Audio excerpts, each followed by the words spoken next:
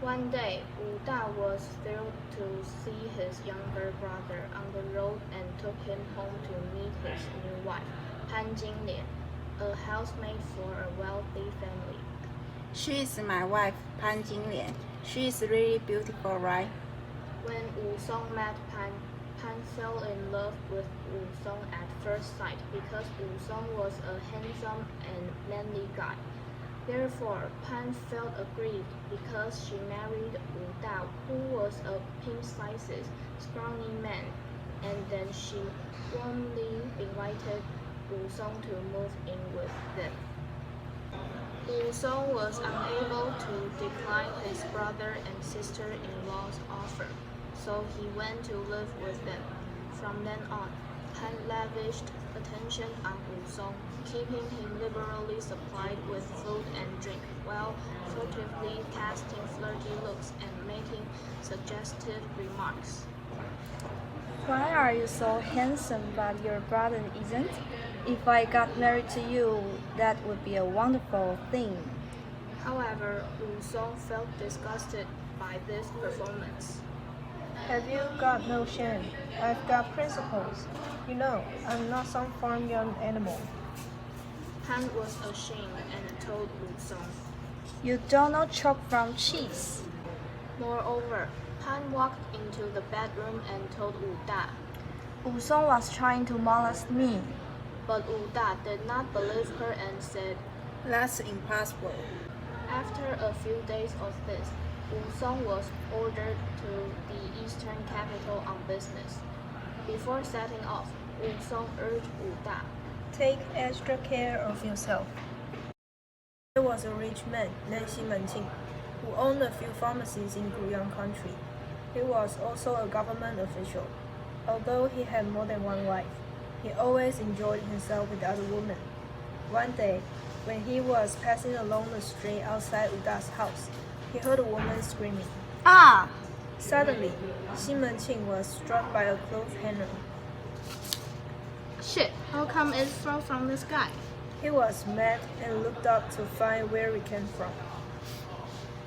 Oh, I'm so sorry. I was hanging clothes and dropped the hanger. He liked her at first sight and soon made up his mind to seduce her.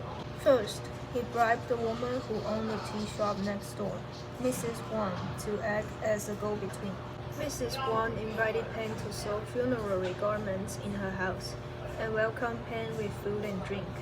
Later, Xi Menqing came in and whispered to Mrs. Wang for a while. Then she spoke to Pan. Hey, do you want some liquor? I'll go and buy some. Sure, thank you. Wang left them alone and locked the door. Pan was smitten with Xi Men. Are you the guy that was hit by the hanger I dropped last time? I think I was the guy. I didn't expect you to recognize me. Of course, I just want to apologize to you. Haha, you don't have to apologize to me if you stay with me every day.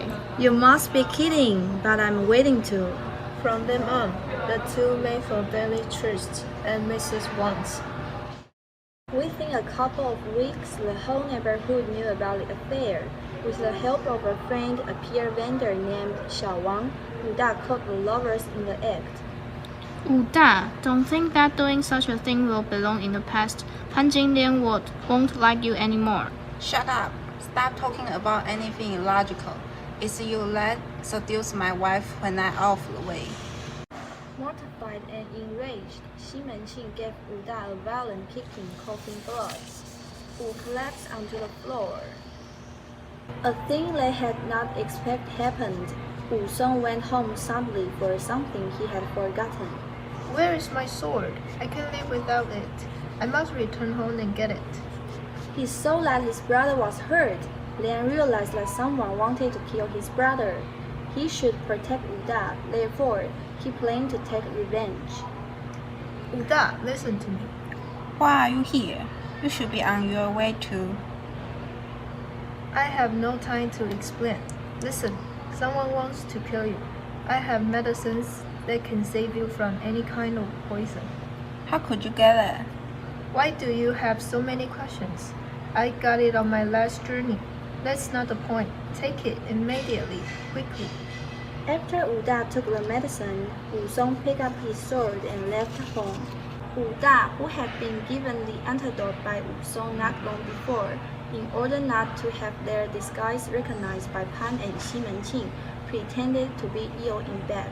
Pan and Xi Menqing are still at large. Wu Song exhorted Wu Da. It's not time yet. It's never too late to take revenge. Hang in there. 2 months passed. Wu Song told some bad news to villagers in the town. Wu Song have left to complete a task and will return to the city. Pan anxiously reported. Wu Song was about to return to the town. Pan and Xi Menqing sweated about Wu Song, the younger brother of Wu Da, who was about to finish his work and be ready to return home. A trace of anxiety flashed across Xi Menqing's face, and he immediately spoke indifferently. We need to tie up all the loose ends. We can't leave any loose ends behind. Xi Menqing thought that Wu Song would come back and find their tricks, so they were planning a terrible murder conspiracy. As usual, Pan used her acting skills, sobbing her eyes out.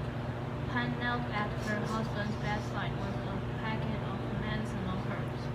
It's all my fault. She bawled. I let Xi Menqing trick me. As everyone knows, Wu Song is watching a good show, waiting patiently to expose their evil faces. Who could imagine that he would kick you like that? Here, I've brought some special medicine to make up for everything. Wu Da, barely able to breathe, but of course, also acting in return. If you can save my life, I'll let bygones be bygones. However, it was Wu Song who conspired with them, and Pan and Xi Menqing did not realize that their conspiracy was being revealed step by step. Wu Song hid in a corner and saw Pan Jinglian put poison into the herb being cooked with her back to Wu Da. Wu Song instructed Wu Da to take the antidote first. Pan Jinglian then poured the poisoned medicine directly into Wu Da's mouth. Here, take this medicine and you'll get well soon. Ugh, what is this? Seeing that Wu Da took no action, she hurriedly left the room. Are you okay, brother? Wu Song immediately stepped forward to check his brother. I'm okay. Wu Da just pretended to be dead. Now let's prepare the stuff we need to get revenge. They started on another strategy. At this time, Pan Jinglian didn't know that Wu Da was just pretending to be dead, so she immediately went to Xi Menqing's house to celebrate with him about their scheme. He's finally dead. We can live happily ever after now. In the meantime, Wu Song was preparing black charcoal and painting it on Wu Da's face, painting his face like a grieving ghost, and he planned to go to Xi Menqing's house to scare them both at night. At night, Xi Menqing and Pan Jinglian were cuddling on the bed. You just do what I tell you to do. I'll be here to watch. Let someone come in. Wu Song helped Wu Da get rid of the doorman. Ooh. Wu Da knocked out on the door while whimpering. What is that noise? I don't know. They were both so scared that they almost fell off the bed. Go and open the door now. At Pan Jinglian's urging, Xi Menqing reluctantly stepped forward to answer the door. Okay. At this moment, the door opened. Ah! 2 of them yelled in fright when they saw that it was Wu Da. Why did you poison me? What did I do wrong? Wu Da wailed at the vomiting pre-prepared fat blood from his mouth. Xi Menqing and Pan Jinglian fainted and fell onto the floor. According to the villagers, they are dead.